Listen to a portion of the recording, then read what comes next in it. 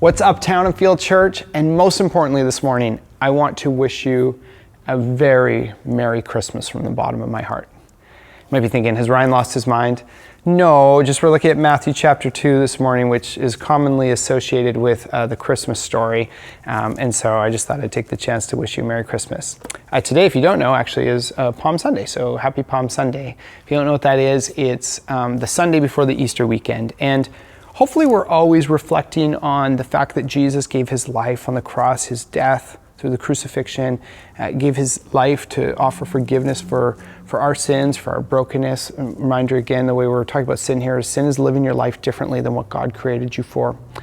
And Jesus offers his life as this sacrifice to offer us forgiveness. And hopefully we're always thinking about that. We're going to think about that and reflect on that as we participate in communion toward the end of the service today. But particularly this weekend, we get to pause and really reflect on the fact that Jesus gave his life for us, and on Sunday he came back to life and overcame death on our behalf. It's incredible. So hopefully you're gearing up for the Easter weekend and getting ready to think about that. I'm particularly excited this year to take part in the Stations of the Cross outdoor experience that the team's been working hard putting together. The work they've done is amazing. I've checked out the materials, and you guys, it's going to be awesome. I'm particularly excited to take my 3-year-old daughter, Avra, on this kind of experiential journey. We talk about the story of Jesus a lot, but to kind of take her out and reflect on some things by practice is going to be just awesome. So if you haven't signed up for your materials yet, go to townfield.ca/Good Friday. There's a kids version there. There's also an adult version. That sounds maybe kind of weird, but like a version if you don't have kids trailing along. And yeah, we'd love to have you sign up for that. There's also a link there for a community Good Friday service that some churches in town are putting on that you can check out if you'd like.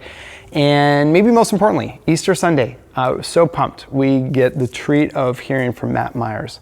What a gift he is to us. I just love that guy so much. I love listening to him speak. I love learning from him. And so hopefully you'll join us for Easter as he shares with us. It's going to be great. But this morning, the Christmas story. And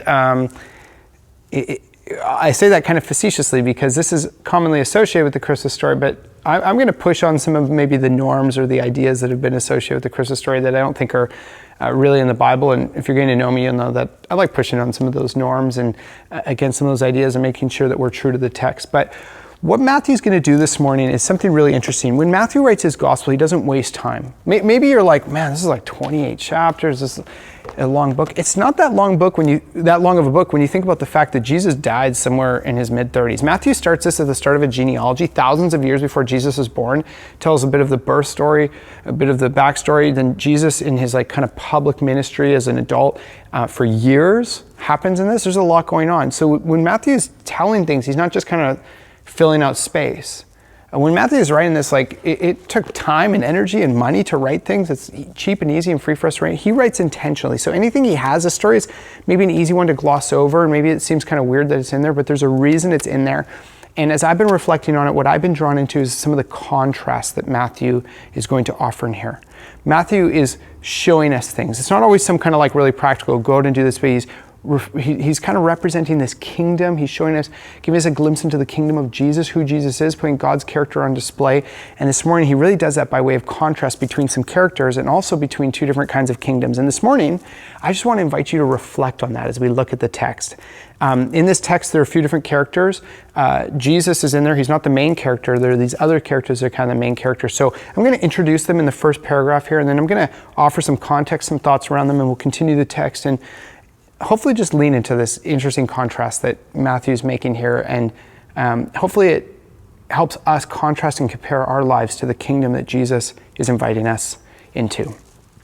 Let's hop in. Matthew chapter 2, verse 1. After Jesus was born in Bethlehem in Judea, during the time of King Herod, Magi from the east came to Jerusalem and asked, "Where is the one who has been born King of the Jews? We saw his star when it rose and have come to worship him." So right now we have two kind of characters here. We have Herod and we have the Magi. Herod is this what's called a client king, and Magi are these people from the east that have come, and they say they've come to worship Jesus. And I want to also define that by way of definitions. I want to define that word really quickly too. And this morning I'm really just going to use a dictionary definition. The dictionary would say that worship is adoration or like reverence or regard. Adoration, reverence, or regard. So to show It doesn't mean we have to be singing together on a Sunday morning. It doesn't mean we have to be doing any particular thing. It means any act that we're using to show adoration, reverence, or regard. So we can do that for God. We can do that also for other things or for ourselves. And so that's really what worship is. And so they said, we've come to show him adoration, reverence, regard, to worship him. So this is what they're up to. So let's talk about who these characters are. First, let's talk about who Herod is. Now, I want to give a little bit of a backstory. Herod's what's called a client king, put in by the Roman Empire to rule over this territory, territory in Judah, the Jewish people. Now, if you guys remember, in Matthew chapter 1, we moved this genealogy pretty quickly, but around verse 11, what you see is that there was this exile, and the nation of Judah was exiled to Babylon. And this is kind of after like a decline of the kingdom of Judah. It kind of declined, turned away from God, and they got exiled. And just to recap, what happened was at one point, Israel was one nation, and they decided God wanted to be their king, but they said, no, we want to be more normal. We want to be like the kingdoms around us. We want like a human king. So they get Saul, they get David, then they get Solomon, and then they get Solomon's son Rehoboam. And under Rehoboam, there's a big split. The nation splits. And what you have now is you have the nation of Israel in the north and the nation of Judah in the south. And most of the Old Testament is tracking the story. It's a very fascinating story. Read it in the Bible. Really good. But what happens is both nations do a bad job of following God. They turn away from God. They don't trust him, and God says, okay, you're kind of on your own. And what happens is they decline, and they get taken over by different nations. The nation of Israel in the north gets taken over first around 722 BCE by the nation of Assyria. And Assyrians are known for being brutal and ruthless. And Israel at that point basically gets like almost entirely wiped out. They lose their national identity. Many of them are, like most of them are killed. It's just, they never really have a national identity again. A while later in 586 BCE, the southern kingdom of Judah, they get exiled by Babylon. This one's maybe not quite as brutal in the sense of the Babylonian Empire having a bit of a different strategy around growing their empire. They didn't just come in to demolish everyone and just take the land. What they did was they hauled a bunch of people away. They left some of the people from Judah there, and they actually put some of their own people there, and they just kind of expanded the reach of their power and their authority and their dominion. Over time, there's this transfer of power where later on Persia comes in and takes over, and they're ruling over Judah. By the time we get to Matthew, it's actually the Roman Empire who's ruling a lot of the world, and they're ruling over Judah. Now, the Roman Empire was ruled by these kings called Caesars or emperors, and these guys were very narcissistic, power-hungry leaders. But their strategy wasn't just to squash everyone by getting rid of them.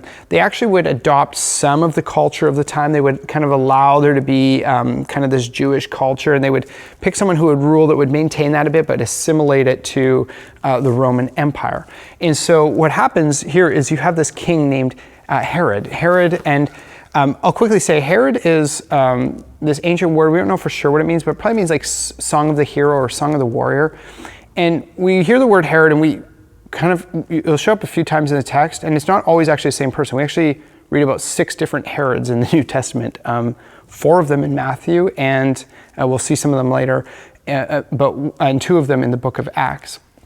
And it was this name that was kind of stuck in this family of these different rulers. And he's called a client king. And what happens is Caesar puts him in place, in power here, to say, you hold on to power here. Now, I'm going to talk about this for too long. We don't know tons about Herod. This one is called Herod the Great. He was a great builder, but he's a brutal man. He wasn't that great after all. What we know about him is there's probably a good chance he's part Jewish and part not. So he's ruling over people they're kind of his people, and they're kind of not. But they're really not his people in the sense that he has chosen to put his allegiance with the brutal Roman Empire, the great oppressor, out of a desire to have power and prestige and comfort and wealth and dominion and the types of things that the kingdoms of the world offer. These are the types of things that political leaders, even today, often vie for, is power and comfort, and they want to kind of get ahead and advance. And this is what this Herod is choosing to do. So this is who he is. And then now we have these characters named the Magi. Now, this is kind of where we start to get the sense of the Christmas story. We're like, oh yeah, the Magi, the 3 wise men. I struggle with the fact that a lot of our Bible stories get kind of boiled down to like facts that aren't really true, and we just try to simplify them and sanitize them. And there are lots of stories like that. The Christmas story is like rife with this. There's so much. Like if you read what the Bible actually says about the Christmas story, we've added so much, like We have a picture of Mary riding on a donkey. Well, there's no mention of a donkey in the Bible. Maybe she walked, maybe she was on a donkey, maybe a cart. There's no mention of an innkeeper. There's no mention of an inn. There's no mention of a lot of the things that we see nowadays in the kind of Christmas story. Here's a big one. A lot of times we have this picture of angels singing. We say like the angels came and they're like singing to the shepherds. The Bible actually, and maybe some of you will find this very surprising, the Bible actually has 0 accounts ever throughout the whole Bible of angels ever singing. Maybe angels sing, maybe they don't, but the Bible doesn't teach us that they do.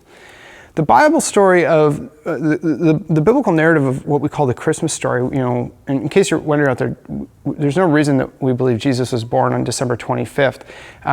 What we do know is that this Herod stopped ruling around 4 BCE, so Jesus was probably born somewhere between 4 and 6 BCE. We don't know what time of year. But, we have all these things that we've just kind of added to make the Christmas story kind of fluffy. It's actually a pretty intense story of like hardship and challenge and struggle, and it's not this light fluffy story. And here we have the Magi, and we often say, oh, these 3 kings or these 3 wise men. The Bible says has no number listed around them. We just have come up with that.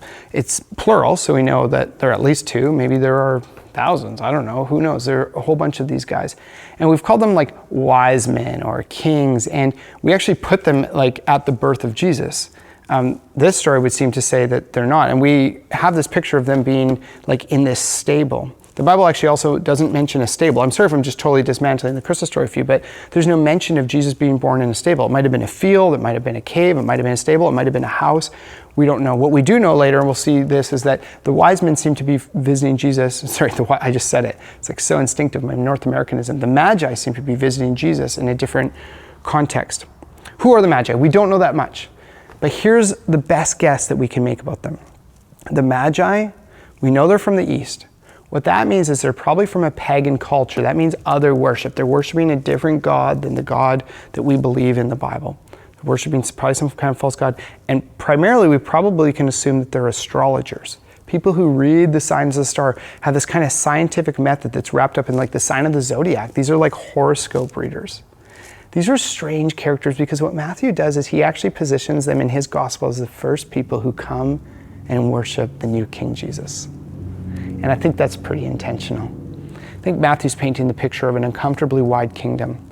The picture we would have of who would worship Jesus is probably, we look around, we used to sit in church on a Sunday morning, we look around and those kinds of people, the people that look like us, the people that seem normal to us. And here Matthew brings in these really weird characters coming from the East. They've probably traveled 1,000+ kilometers and they come to worship Jesus. And through the means of tracking stars, this is a very interesting narrative. And they come to Herod, what do they say? Where's the king of the Jews? Well, Herod's thinking, I'm the king of the Jews. What are you talking about? It's not a great thing to tell to a narcissistic king. So here you have these 2 different characters. Herod, who's this king who's vying for power, and these Magi, these strange horoscope reading outsiders who travel from the East, and they say they've come to worship, to offer adoration, reverence, and regard to Jesus. Verse 3. Darn, we're going to pick up the pace here a little bit. When King Herod heard this, he was disturbed, and all Jerusalem with him. Probably not all of Jerusalem, but what this probably means is he's probably throwing a bit of a public tantrum in front of those around him. He's probably, who's this new king? Who thinks they're king? When he had called together all the people's chief priests and teachers of the law, he asked them where the Messiah was to be born. So he's calling together people who know the Old Testament well. Herod should know it to some degree, but he's calling people who knows this well. Where is this Messiah that was promised, this chosen one was promised? Where's he supposed to be born?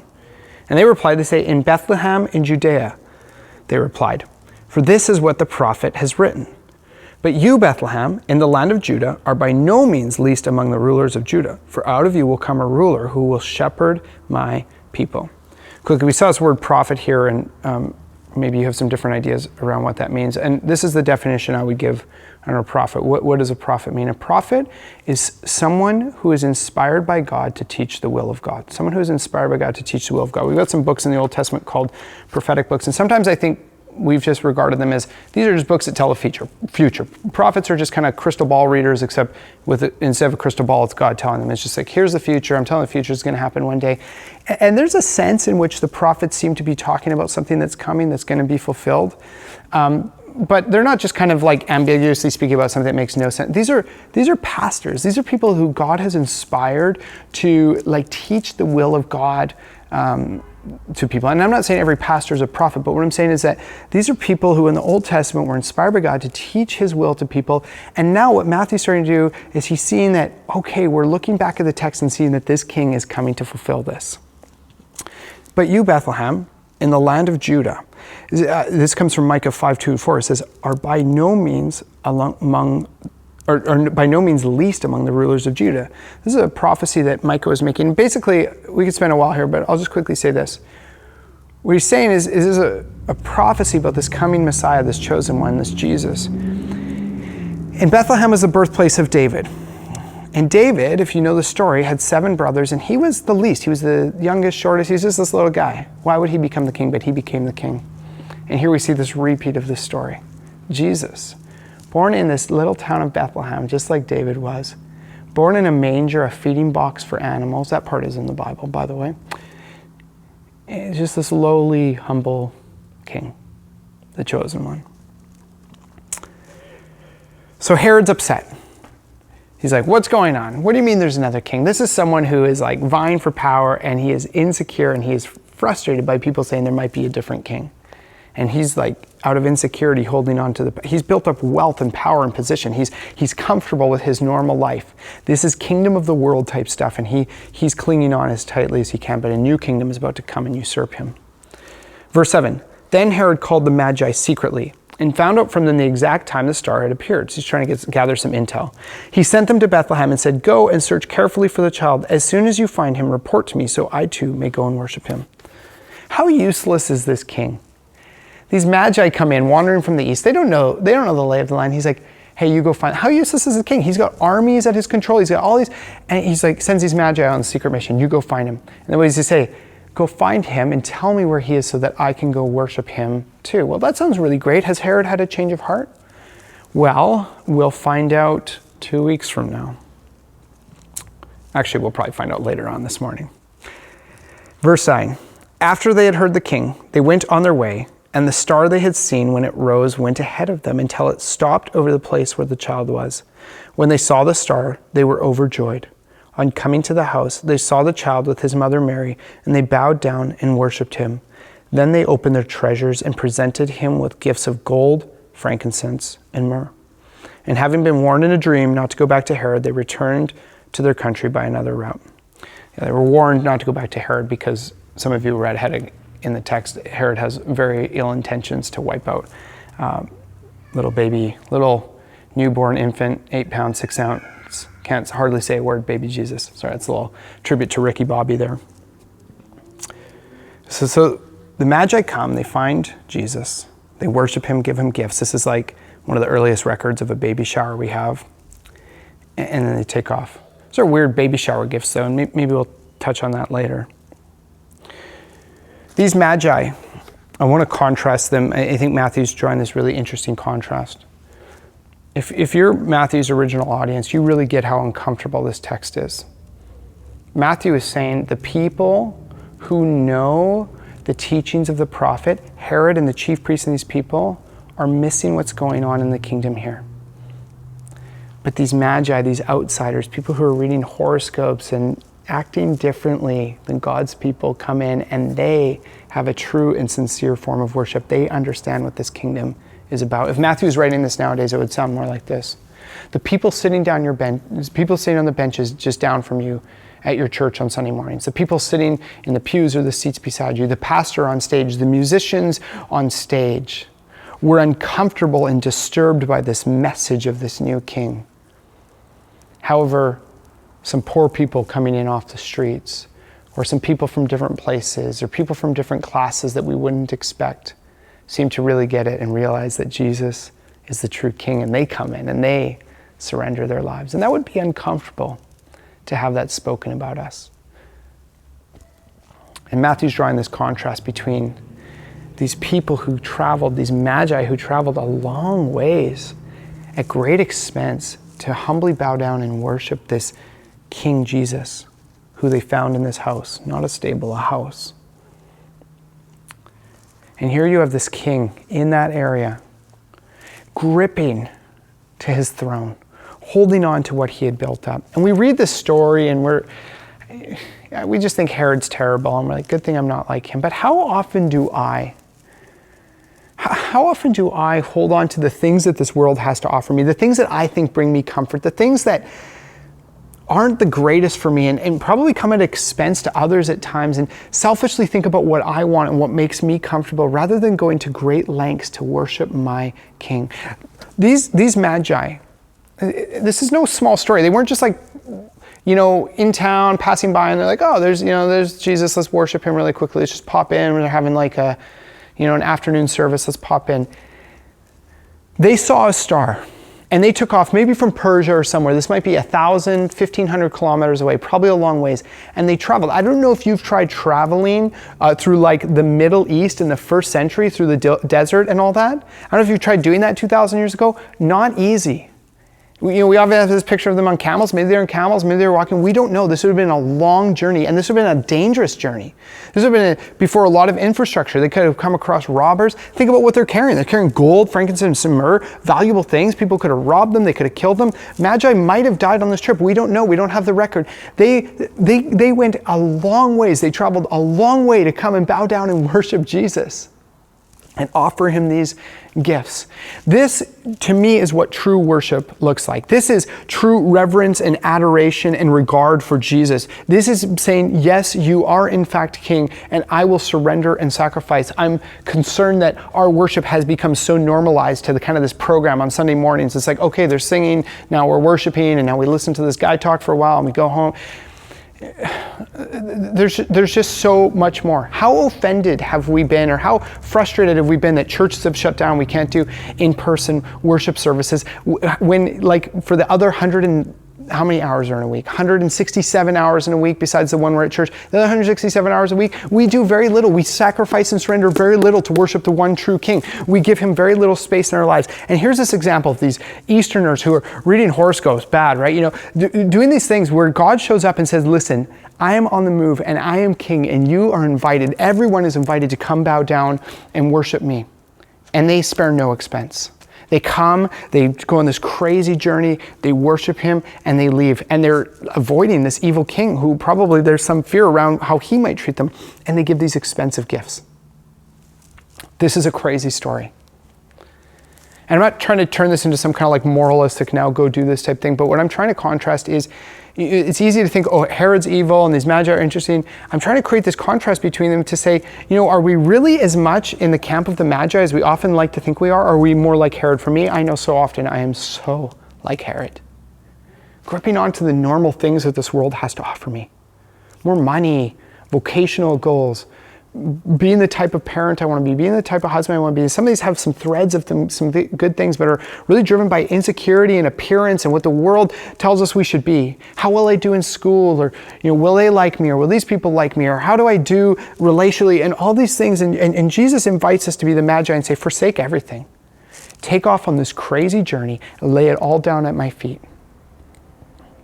What you see is you see one king, King Herod, who would sacrifice the lives of anyone to see people kneel down in front of him. He will oppress and hurt and push people down, clamp people down, kill people, as we're going to see in the next passage in a couple weeks from now. He'll do whatever it takes to enforce people bowing down at him. We're not in that position, but we'll do whatever it takes a lot of times to enjoy the comforts we want. We'll justify whatever we can to have all the things we have. And here's this King Jesus who doesn't rule with that kind of iron fist or power or dominion. He's a compassionate, humble king who shows up and just says, hey, I'm chilling in this house as a humble little child. Come and worship me. I want to invite you freely into this kingdom. And in it, you'll find true life.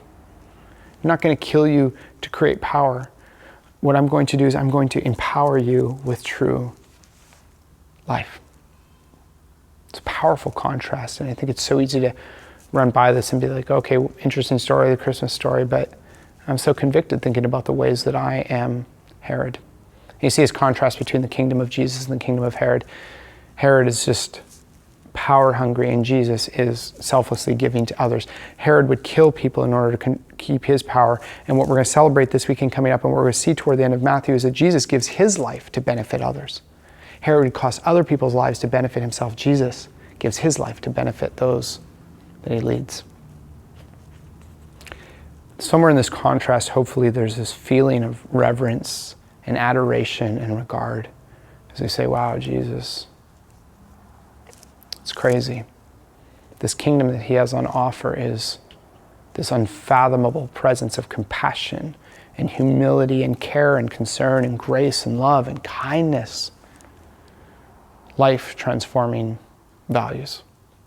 We can control, or we can try to control the narrative. We can try to control our lives. We can try to enjoy the things that this world has to offer. We can be part of the kingdom of this world, or else we can give it up and we can participate in the kingdom of Jesus.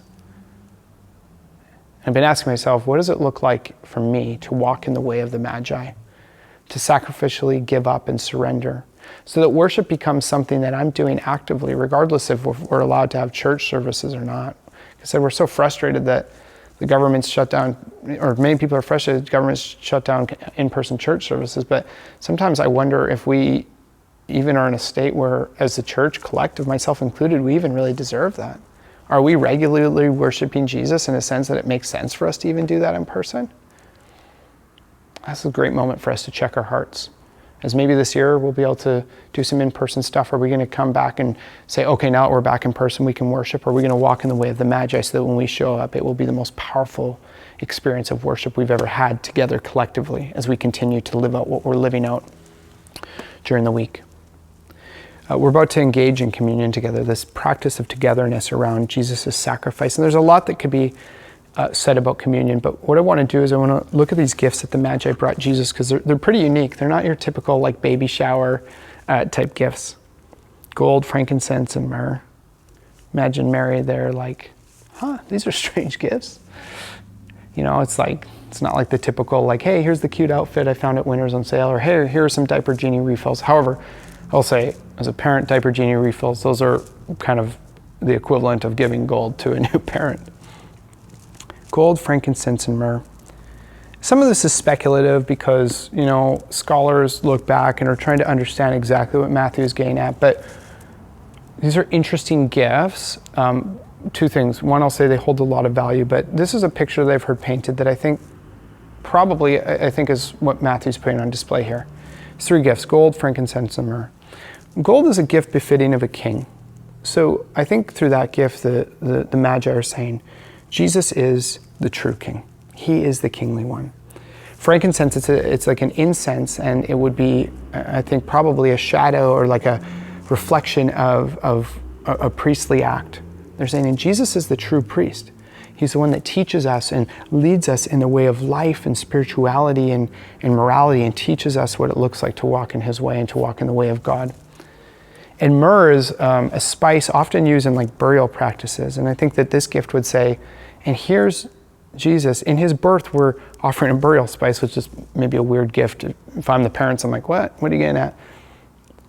But to regard Jesus as the sacrificial lamb, the one who will come one day and give his life for others. The one who will lay down his life sacrificially to take the penalty for our sins, to offer us forgiveness, to offer grace. This true king who just lays down his life for his subjects. And it's amazing. And here we see this picture they paint of king, priest, and the sacrificial lamb. What a beautiful picture of Jesus. And I want us to think about that as we reflect on communion. Here we have this king, this priest, this sacrificial lamb, this king who rules with peace and compassion and kindness, who lays down his life for others. And for me, it's so easy to walk in the way of Herod, to cling to the things of this world, and to show little regard for Jesus, to worship when it would make sense for me, to worship in ways that make sense for me. And I don't want to be like that anymore. I want to be like the Magi who give up everything, who say, we'll go to great lengths, we'll risk our lives, we'll lay down everything, we'll take off on this crazy journey, and we'll give valuable gifts, we'll give freely to the one who is our king.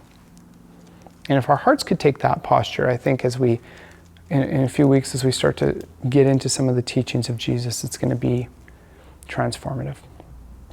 Pray with me. Jesus, as we reflect on the fact that you died on the cross to offer forgiveness for our sins, I confess I am so often Herod.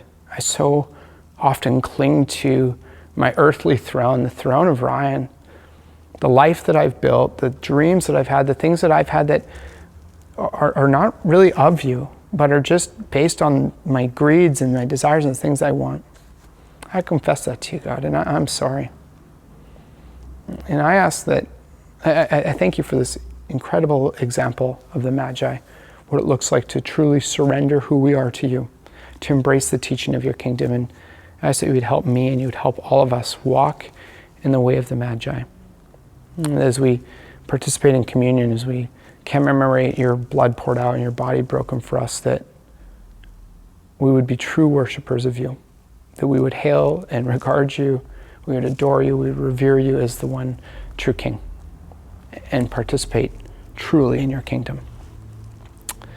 Thank you so much, Jesus. Amen.